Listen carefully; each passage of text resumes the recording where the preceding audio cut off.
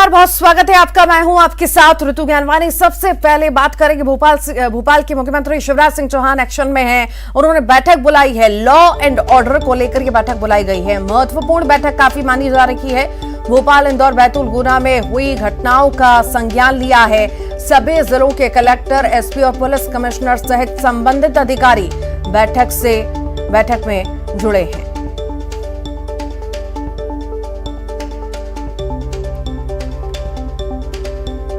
तो मुख्यमंत्री शिवराज सिंह चौहान ने बड़ी बैठक बुलाई है। लॉ एंड ऑर्डर को लेकर यह बैठक है, महत्वपूर्ण बैठक मानी जा रही है। भोपाल, इंदौर, बैतूल, गुना में हुई घटनाओं को लेकर यह संज्ञान लिया गया है। सभी जिलों के कलेक्टर, एसपी और पुलिस कमिश्नर सहित संबंधित अधिकारी बैठक से जुड़े हैं।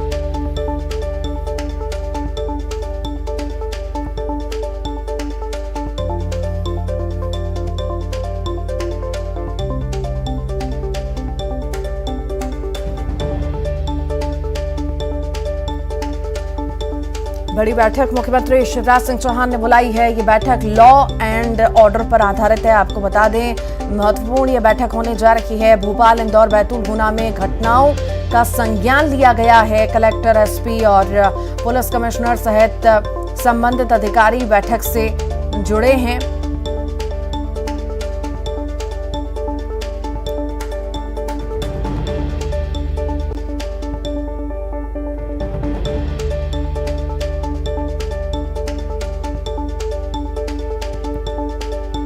भोपाल से बड़ी खबर आपको बता रहे हैं। मुख्यमंत्री शिवराज सिंह चौहान ने ये बैठक बुलाई है।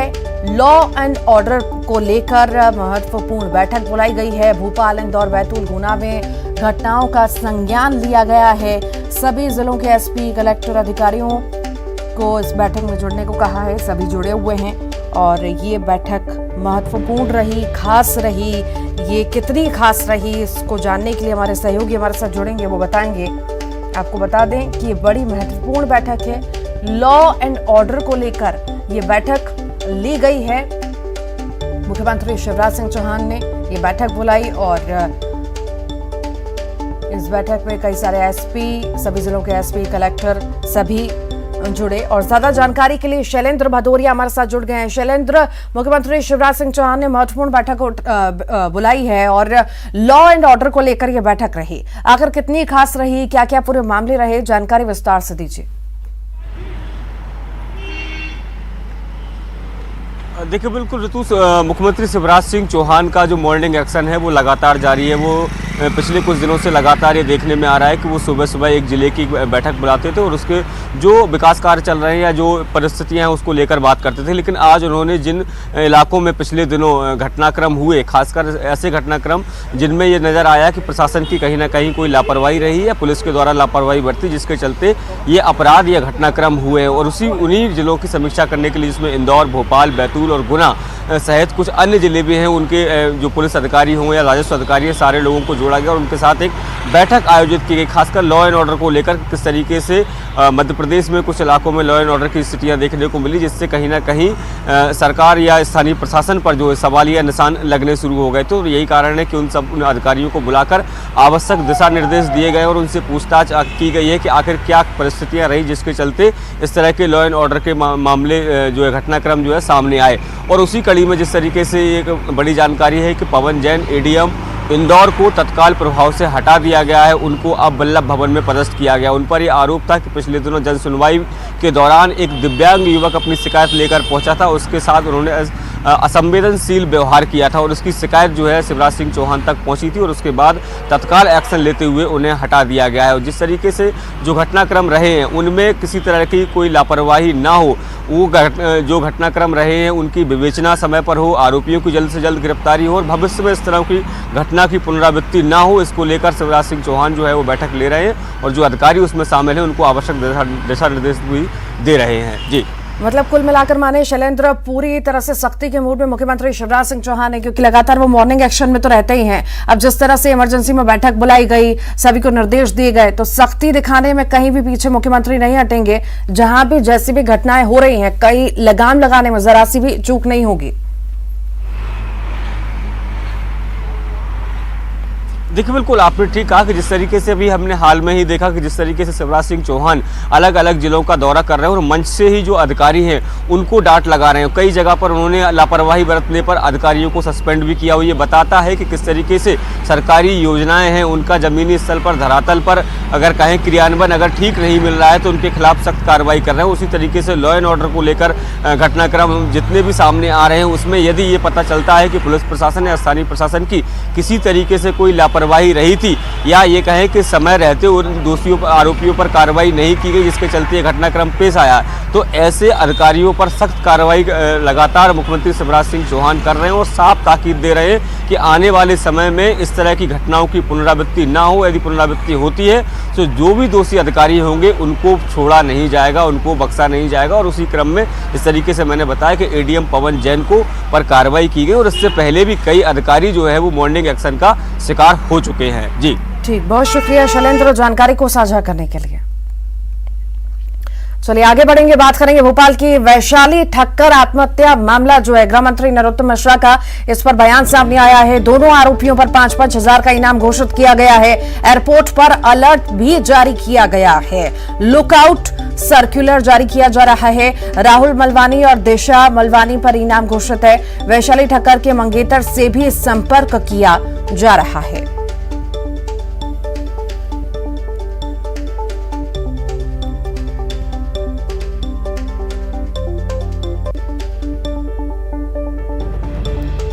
तो वैशाली ठक्कर आत्महत्या का ये मामला है जिसमें आपको अपडेट बता रहे हैं। जो आरोपी हैं उनके ऊपर 5-5 हजार का इनाम घोषित किया गया है। गृह मंत्री नरोत्तम मिश्रा का बयान भी इस पर सामने आया है। साथ ही साथ जो मंगेतर थे वैशाली ठक्कर के, उनसे भी बातचीत की जा रही है, उनसे भी संपर्क करना की कोशिश की जा रही है। और अब जो है कार्रवाई होगी राहुल मलवानी और साथ ही साथ कार्रवाई जो है इन दोनों पर कार्रवाई होगी। ये दोनों आरोपियों पर 5-5 हजार का इनाम घोषित किया गया है।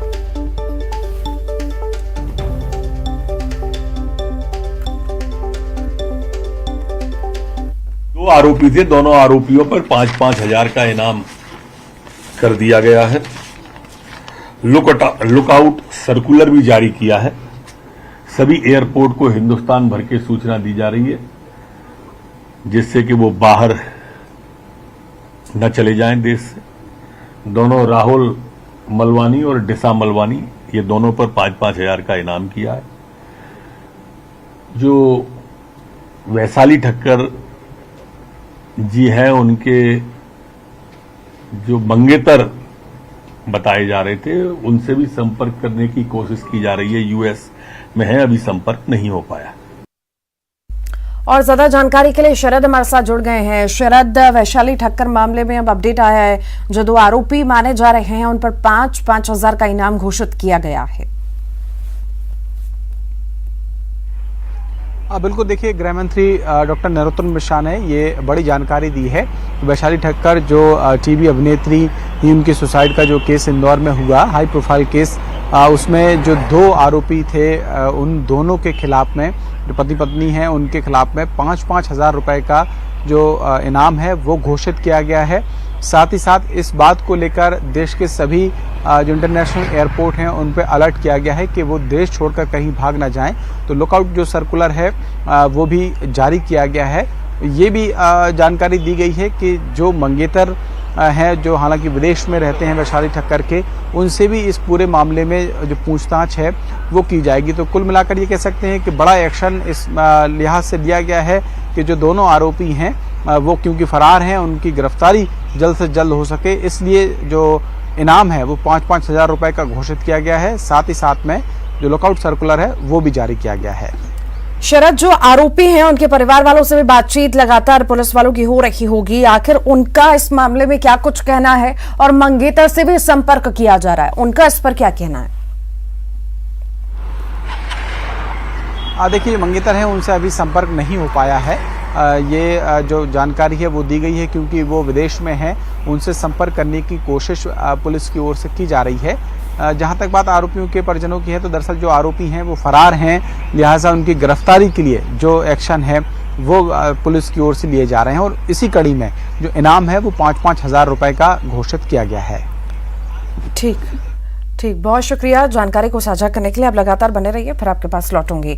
एक और बड़ी खबर है, दिग्विजय सिंह ने ट्वीट किया है, डी में मेडिकल की पढ़ाई के विज्ञापन के बहाने दिग्विजय सिंह का मध्य प्रदेश के मुख्य सचिव और एसीएस स्वास्थ्य पर निशाना है। विज्ञापन के बहाने मुख्य सचिव इकबाल सिंह बैस और एसीएस स्वास्थ्य मोहम्मद सुलेमान को उन्होंने घेरा। दिग्विजय ने सोशल मीडिया पर लिखा, अगर विज्ञापन मुख्य सचिव और एसीएस की सहमति से निकला है तो ये भाजपा के सदस्यता कब ले रहे हैं। भाजपा के पदाधिकारी ने जारी किया है विज्ञापन में मुख्यमंत्री और चिकित्सा स्वास्थ्य मंत्री विश्वास सारंग समेत मुख्य सचिव और एसीएस स्वास्थ्य का भी नाम है। सहयोगी के तौर पर छपा है मुख्य सचिव इकबाल सिंह बैस और एसीएस मोहम्मद सुलेमान का नाम।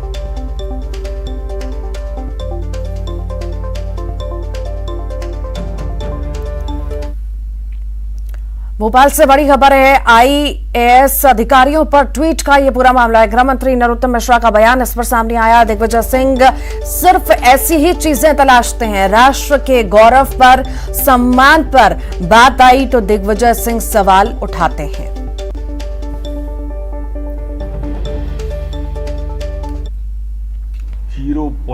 देखिए, दिग्विजय सिंह जी सिर्फ ऐसी ही चीजें तलाशते आपको मिलेंगे। कभी राष्ट्र के स्वाभिमान या सम्मान की बात आपको तलाशते मिले ही नहीं होंगे। मेरा आपसे आग्रह है कि पिछले 2 साल के, 3 साल के, 5 साल के उनके ट्वीट देखो। कभी राष्ट्र के गौरव पर, राष्ट्र के सम्मान पर कोई बात आई हो, वैक्सीन बनने की आई हो, सर्जिकल स्ट्राइक की आई हो, एयर स्ट्राइक की आई हो, हमारा वैश्विक नेतृत्व के बारे में आई होगी, कभी आपने राष्ट्र के गौरव के विषय पर उन्हें बोलता नहीं देखा होगा। लेकिन इस तरह की बातें जरूर तलाशते हैं। और इसी पर ज्यादा जानकारी के लिए शरद हमारे साथ लगातार जुड़े हुए हैं। शरद, दिग्विजय का ट्वीट, फिर वार पलटवार, गृह मंत्री ने भी ट्वीट किया, आखिर ये पूरा मामला क्या था? मैं चाहूंगी आप एक बार समझाएं। देखिए, कुछ दिनों पहले ही जो मध्य प्रदेश में मेडिकल की पढ़ाई है वो हिंदी में किए जाने की शुरुआत की गई और उस शुरुआत के सिलसिले में एक विज्ञापन समाचार पत्रों में बीजेपी समर्थक की ओर से प्रकाशित हुआ। इस विज्ञापन में जो चिकित्सा शिक्षा मंत्री हैं विश्वास सारंग, उनके साथ साथ में जो मुख्य सचिव हैं इकबाल सिंह बैस और एसीएस हैं हेल्थ के मोहम्मद सुलेमान, उनका भी नाम प्रकाशित किया गया। इस विज्ञापन को ही दिग्विजय सिंह ने ट्वीट किया है और ट्वीट करते हुए सवाल उठाया है कि क्या ये उनकी सहमति से नाम छापे गए हैं और अगर छापे गए हैं तो फिर वो बीजेपी की सदस्यता आखिरकार कब ले रहे हैं। तो इस तरीके का जो सवाल है वो दिग्विजय सिंह की ओर से ट्वीट करते हुए सोशल मीडिया में उठाया गया। उसी पर जो गृह मंत्री हैं डॉक्टर नरोत्तम मिश्रा, उन्होंने पलटवार किया और ये कहा कि दरअसल दिग्विजय सिंह इसी तरीके की चीज़ें तलाशते हैं। कोई बेहतर या राष्ट्र के गौरव का कोई अगर क्षण होता है उसमें उन्हें हमेशा कमी नजर आती है। तो ये जो पूरा विषय है वो अब एक राजनीतिक विषय बन गया है, क्योंकि एक विज्ञापन में जो आईएएस अधिकारी हैं, सीनियर मुख्य सचिव और एसीएस लेवल के, उनके नाम प्रकाशित किए गए हैं। जी ठीक, बहुत शुक्रिया शरद जानकारी को साझा करने के लिए। और आईएएस अधिकारियों पर ट्वीट के मामले में अब दिग्विजय सिर्फ बोले हैं कि ऐसी ही चीजें तलाशते हैं। राष्ट्र के गौरव पर, सम्मान पर बात आई है तो दिग्विजय सिंह सवाल उठाते हैं। कई सारी बातें जो है निकल करके सामने आई। चलिए आगे बढ़ेंगे, अब सूरजपुर की बात करेंगे। नशे के खिलाफ सरगुजा रेंज पुलिस की ये बड़ी कार्रवाई है। 50 क्विंटल मादक पदार्थ को जलाने की तैयारी हो रही है। इंदिरा पावर प्लांट में जलाया जाएगा नशे का सामान। सरगुजा रेंज के आईजी की मौजूदगी में कार्रवाई होगी। संभाग के सभी जिले के एसपी भी मौजूद रहेंगे।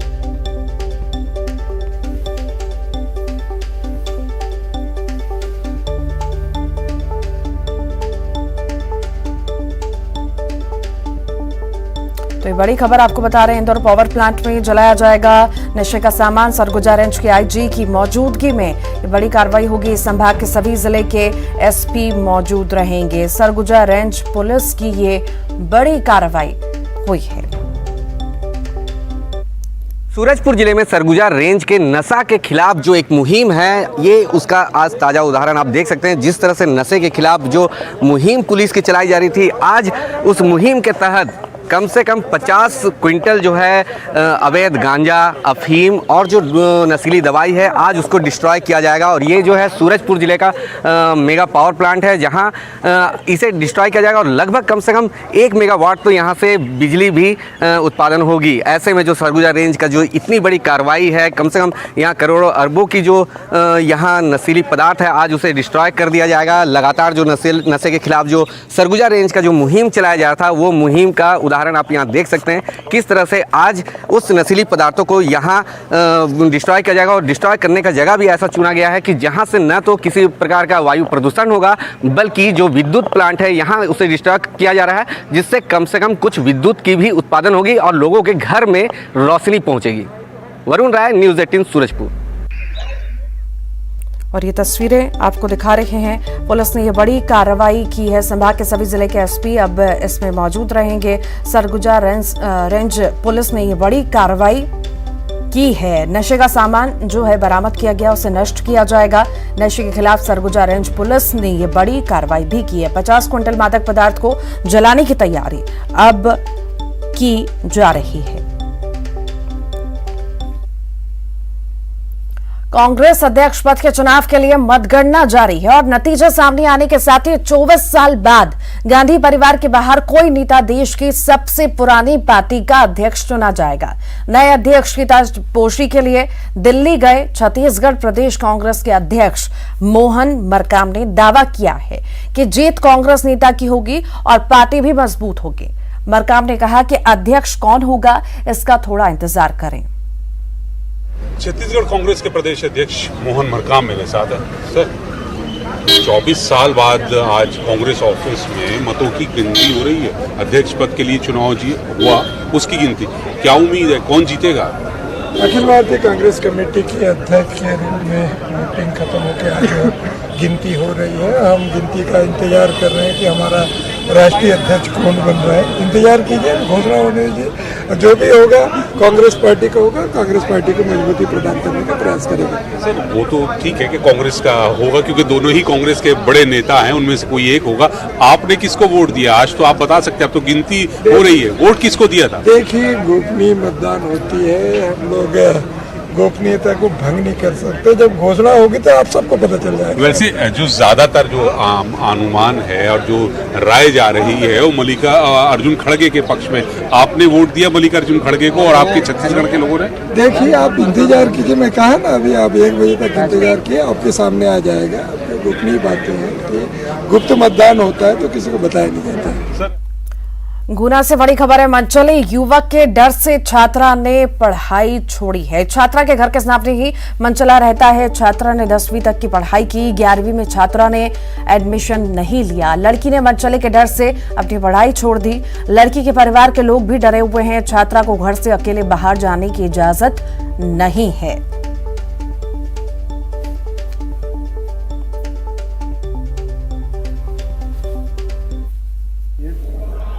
मेरी लड़की को परेशान कर रहा। मेरा पति काम पे चला जाता, हम अकेले देते हैं।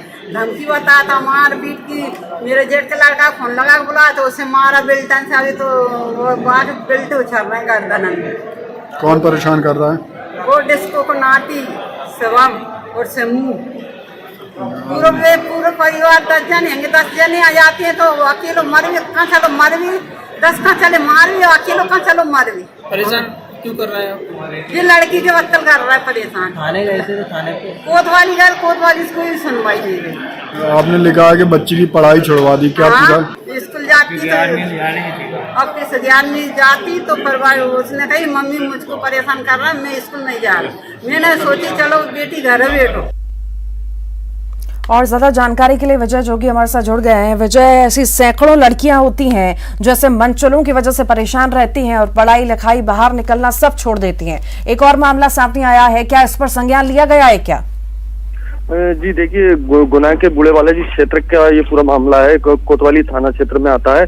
और इस पूरे मामले में जब कल लड़की के जो छात्रा है उसके माँ बाप जो है जन सुनवाई में पहुंचे और आप बीती सुनाई कि जो वहीं के जो आवारा किस्म के लड़के हैं वो छेड़खानी करते हैं, जिससे छात्रा का जो स्कूल जाना भी बंद हो गया। है। और हद तो ये हो गई है कि अब छात्रा ने अगली जो क्लास है उसमें एडमिशन नहीं लिया बदमाशों के खौफ के डर से। और पुलिस जो है इस पूरे मामले में अभी तक बात करें कार्रवाई की तो धारा 354 छेड़खानी का जो है कोतवाली पुलिस ने मामला दर्ज किया है। और ठीक, बहुत शुक्रिया जानकारी को साझा करने के लिए। और इसी के साथ ही फिलहाल के लिए इस बुलेटिन में इतना ही।